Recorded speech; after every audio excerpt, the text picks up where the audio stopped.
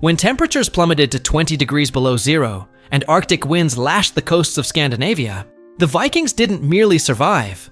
They thrived in conditions that would have annihilated entire civilizations. The image we hold of these northern warriors, forged by centuries of exaggerated tales and cinematic representations, presents us with brutal men living in perpetual war against the elements. However, reality reveals a technological and social sophistication that completely challenges our perceptions. These Nordic peoples developed survival strategies so ingenious that they managed not only to resist, but to dominate some of the most inhospitable territories on the known planet. During the long Scandinavian winters, when night extended for 18 hours and the sun barely grazed the horizon, Viking communities transformed climatic adversity into a strategic advantage. Their homes became thermal fortresses where entire families, together with their domestic animals, shared a space designed with mathematical precision to conserve every gram of body heat. If this type of historical account about the ingenious survival of our ancestors fascinates you, consider subscribing to the channel so you won't miss future stories that reveal the extraordinary human intelligence in the face of adversity.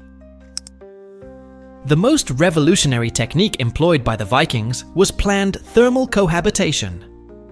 In the long houses of wood and stone, built with architectural precision that rivaled the finest constructions of their era, a spatial hierarchy was established where every living being fulfilled a specific function in the communal heating system.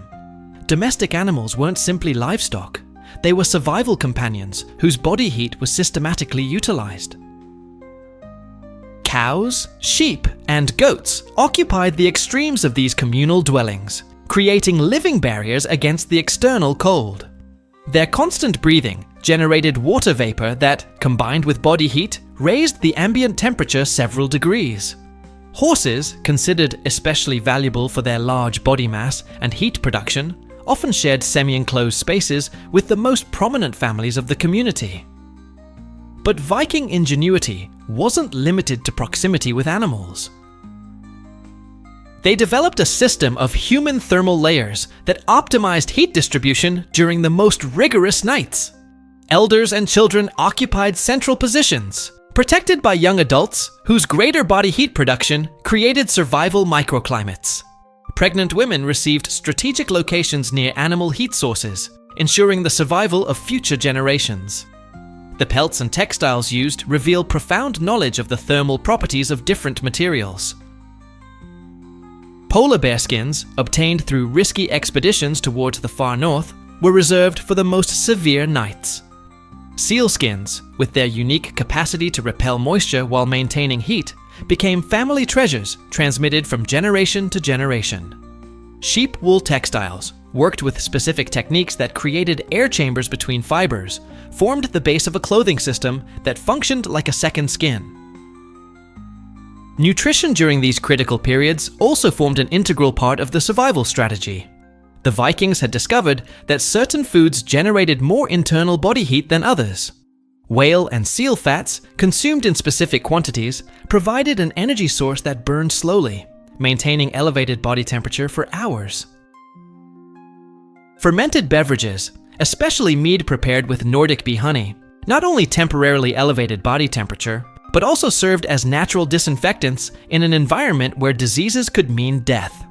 The construction of these thermal dwellings followed architectural principles that anticipated modern concepts of energy efficiency by centuries. Double walls, filled with insulating materials like dry moss, Arctic bird feathers, and animal hair, created thermal barriers that conserved internally generated heat.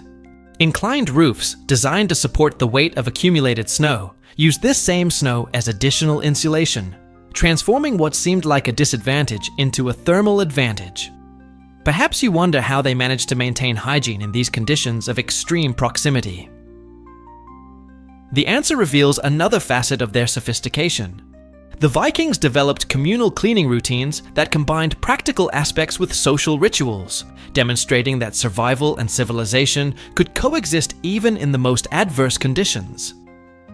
The ventilation systems of these communal structures represented a masterpiece of primitive engineering. Small, strategically located openings allowed fresh air circulation without compromising heat retention. These openings could be closed or opened according to climatic conditions, using gate systems made with treated skins and flexible wooden frames that adapted to contractions and expansions caused by temperature changes. During the most severe storms, when winds reached velocities that could topple centennial trees, these communities became living organisms where each individual contributed to collective well-being. Thermal vigilance shifts ensured that the central fire never extinguished, while rotations for animal care guaranteed that these living heat sources remained healthy and productive. Viking women played a crucial role in these survival systems. Their knowledge of the medicinal properties of local plants enabled them to prepare infusions that not only combated respiratory diseases common during extreme winters, but also stimulated blood circulation. These preparations, made with herbs like Arctic juniper and angelica roots, were consumed in communal ceremonies that strengthened both bodies and social bonds. Viking children learned these survival techniques from early ages, participating in an informal but extremely effective educational system. At 5 years old, they already knew the signals indicating dangerous climate changes. At 10, they could identify which animals showed signs of illness that could compromise the communal thermal system. This knowledge transmission ensured that survival techniques were maintained and perfected across generations.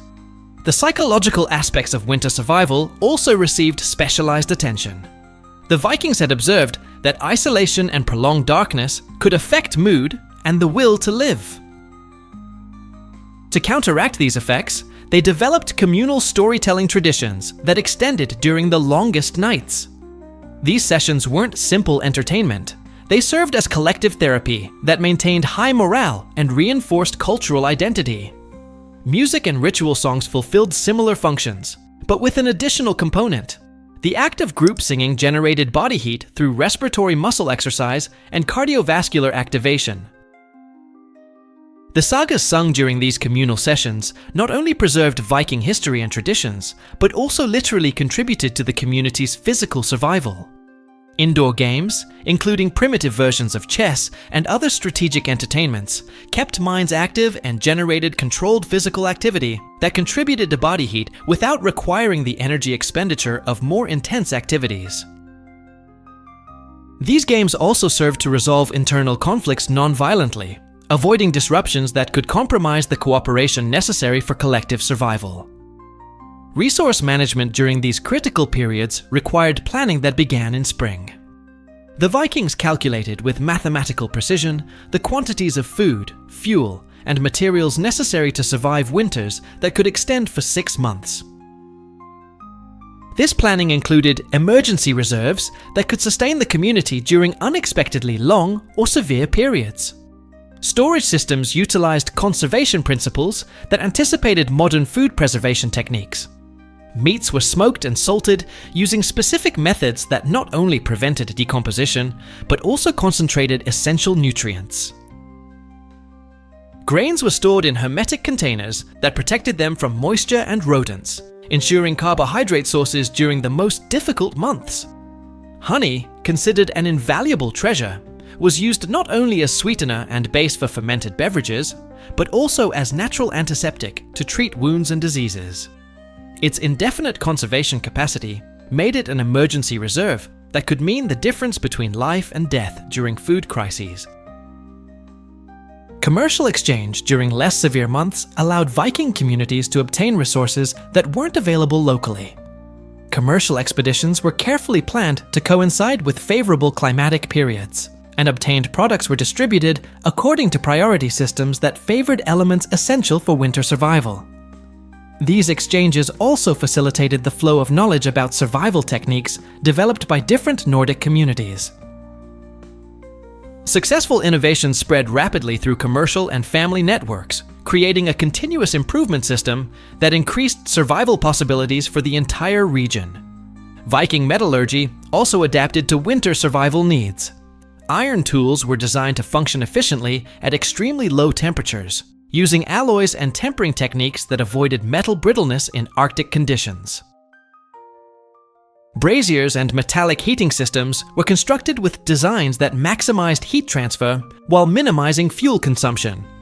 Leatherworking techniques reached extraordinary levels of sophistication, producing materials that combined flexibility, water resistance, and thermal insulation capabilities.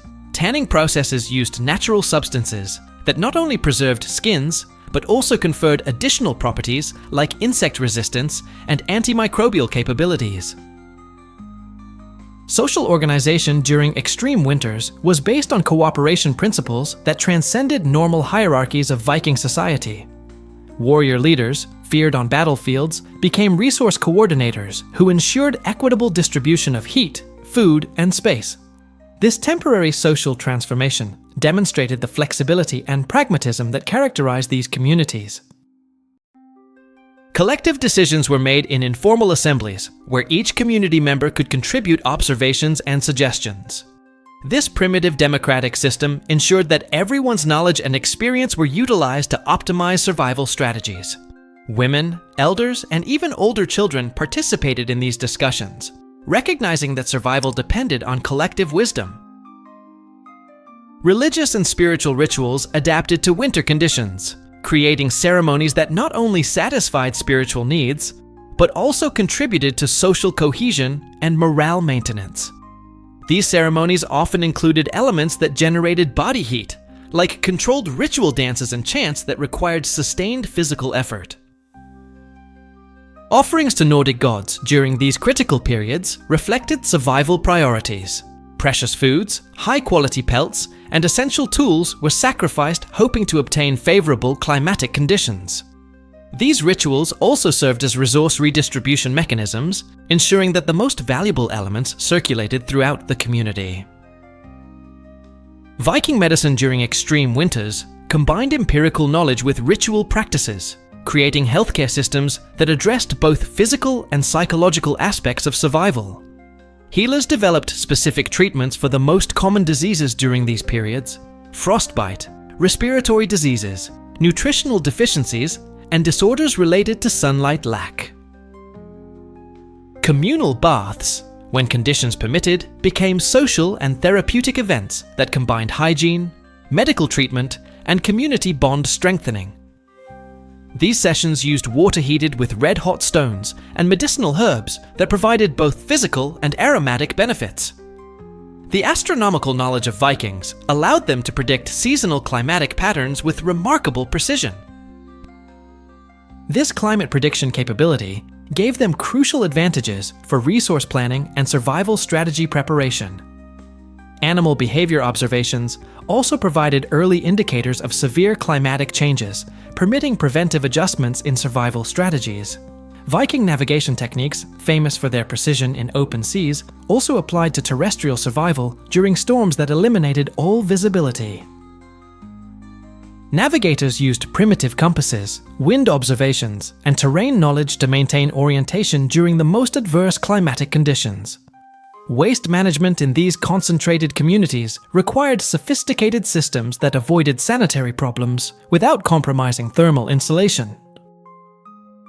The Vikings developed accelerated composting methods that used heat generated by organic decomposition as an additional heat source, while converting waste into valuable fertilizers for spring agriculture. Communication systems between different communities during winters used smoke signals, long-distance drums, and other methods that functioned even in severe climatic conditions. These communication networks permitted the exchange of critical information about climatic conditions, resource availability, and external threats. Emergency education ensured that all community members knew survival procedures for extreme critical situations. This knowledge included techniques for finding temporary shelter, methods for generating fire in adverse conditions, identification of potable water sources, and recognition of edible plants available during winter. The Vikings also developed community proto-insurances, where more prosperous families assumed additional responsibilities to sustain the most vulnerable members during crises. This social solidarity system ensured that no community member perished from lack of resources, recognizing that losing any individual weakened collective survival capabilities. Technological innovation continued even during the most intense survival periods. Artisans used long winter nights to perfect tools, develop new construction techniques, and experiment with locally available materials. These innovations were tested under extreme real conditions, ensuring that only the best techniques were permanently adopted. Winter culinary traditions transformed limited ingredients into nutritious, heat-generating meals that satisfied both physical and psychological needs. Communal stews, prepared in large central cauldrons, permitted efficient nutrient distribution while creating social events that maintained high morale. Tales and legends told during these long nights weren't just entertainment. They contained coded information about survival techniques, emergency resource locations, and lessons learned from previous crises. This oral tradition ensured that critical knowledge was preserved and effectively transmitted across generations. Perhaps now you understand why these northern peoples not only survived, but prospered enough to launch expeditions that reached from Greenland to the Mediterranean, demonstrating that their mastery of extreme survival translated into extraordinary competitive advantages. The Vikings weren't simply brutal warriors fighting against the elements. They were technological and social innovators whose sophistication in survival techniques rivaled any civilization of their era. Their capacity to transform the most adverse climatic conditions into community-strengthening opportunities represents a timeless lesson about human adaptability and the importance of cooperation in the face of adversity. Their legacy transcends popular representations of violence and conquest, revealing a civilization that profoundly understood principles of sustainability, energy efficiency, and social cohesion that remain relevant in our modern world. The techniques they developed to survive in conditions we would consider impossible demonstrate that true human strength resides not in individual domination, but in the capacity to create collective systems that amplify the survival capabilities of the entire community. If these revelations about extraordinary Viking survival intelligence have awakened your fascination for the ingeniously developed strategies by our ancestors, I invite you to subscribe to the channel. Leave your comment about which aspect of Viking life you'd like to explore more deeply, and share this content so others can discover the timeless lessons that these survival masters have bequeathed to us.